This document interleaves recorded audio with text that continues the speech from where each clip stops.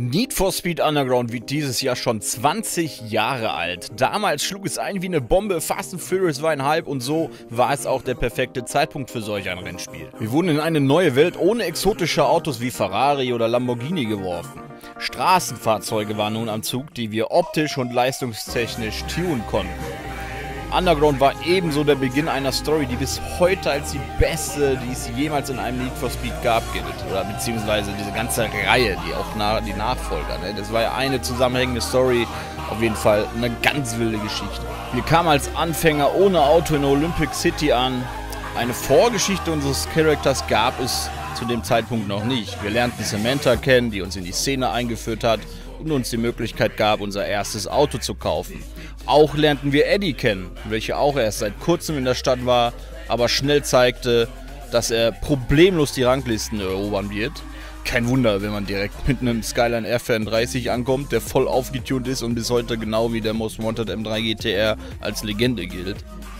Wir arbeiteten uns also hoch, fuhren viele Rennen, tunten unser Auto und haben einmal kurz Samantha verraten, um an Eddie ranzukommen, uns aber wieder mit ihr versöhnt. Und ja, letztendlich haben wir Eddie besiegt, bekamen dann aber Stress mit Melissa, die random aus dem Nichts kam und uns herausgefordert hat. Aber am Ende haben wir auch sie besiegt. Wir waren also der absolute Champ. Doch so perfekt, wie es für unseren Charakter schien, war es am Ende nicht, denn er stand unter Beobachtung und wurde kurz nach seinem grandiosen Aufstieg in eine Falle gelockt und verlor seinen mit Mühe aufgebauten Wagen. Zu der Story aber bald in einem extra Video mehr. Underground war ursprünglich wie Underground 2 darauf ausgelegt, eine frei befahrbare Map zu haben. Viele der uns bekannten Rennstrecken dort sind miteinander verknüpft und bilden ohne die Absperrung eine frei befahrbare Map. Leider ist die Map nicht vollständig, da die Entwickler keine Zeit hatten. Ich nehme mal an, die wollten Underground 1 schnell genug releasen, um den Hype der Fast and Furious Filme mitzunehmen. Dieses freie Fahrtkonzept wurde erst mit Underground 2 dann vollständig umgesetzt. Aber Underground wurde auch ohne die Freifahrt zum ultimativen Tuner-Spiel und gilt bis heute, so wie seine 3 Nachfolger, als eines der besten Need for Speed überhaupt, zumindest was die Tuning-Szene angeht. Natürlich gibt es noch andere Teile von Need for Speed, die auch beliebt sind, aber diese alten Spiele von 2003 bis 2006 oder 2007, die sind einfach den meisten im Gedächtnis geblieben. Die Steuerung war angenehm, zumindest angenehmer als das, was wir heutzutage haben. Die Musik war perfekt, wirklich geile Tracks damals, Tuning und beliebte JDM-Cars ließen das Tunerherz höher schlagen. Auch heute noch kommen Grafikmods und mehr für dieses Spiel, was ich echt feiere. Dickes Lob an all die Modder da draußen, ihr seid echt Helden. Viele negative Punkte hatte Underground eigentlich nicht zu bieten. Höchstens die Rubberband-KI, die hat hier und da mal für Frust gesorgt. Ich meine, die KI hat aber auch wirklich so ihre Momente hin und wieder gehabt, wo man sich nur noch denkt, im Großen und Ganzen war es aber kein Hindernis und man hatte spannende Rennen, solange die KI halt nicht komplett eskaliert ist. Ich für meinen Teil werde Underground wohl immer in Erinnerung behalten, weil ich es einfach geliebt habe. Und ich spiele es auch heute noch. Ne? Mindestens einmal im Jahr gibt es einen Run im Livestream. Und es ist schon krass, dass dieses Spiel jetzt schon 2 Jahrzehnte alt ist. Und ja, es ist umso trauriger, wenn man sieht, was aus der Need for Speed-Reihe und EA eigentlich geworden ist. Zwar sind die Need for Speeds mittlerweile wieder zurück auf der Tuning-Schiene und so weiter, aber es ist nicht das, was wir früher hatten. Es ist ein bisschen, ja, teilweise die Storys sind cringe, ganz komisch gemacht und alles so ein bisschen bunt, schon ein bisschen verrückt. Die Storys haben halt absolut nicht den Effekt wie damals, wirklich. Die Story damals die bietet so viele Möglichkeiten und Theorien und was war da eigentlich genau los und mir kamen da in letzter Zeit einige Geistesblitze, weshalb ich nochmal diese Story rauskramen werde. So, ja, ich werde da nochmal ein Video zu machen, denn mir kamen da so ein paar wilde Ideen, die eigentlich ziemlich gut passen in die ganze Geschichte, wie sich das da ereignet hat und was da eigentlich genau abging und so weiter.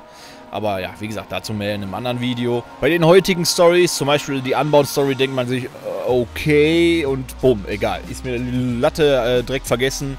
Ich habe den halben Handlungsstrang jetzt schon nicht mehr im Kopf, interessiert halt nicht. Ist einfach, naja, nicht der Rede wert. Ist cringe ein bisschen und, naja, nein, kein Interesse.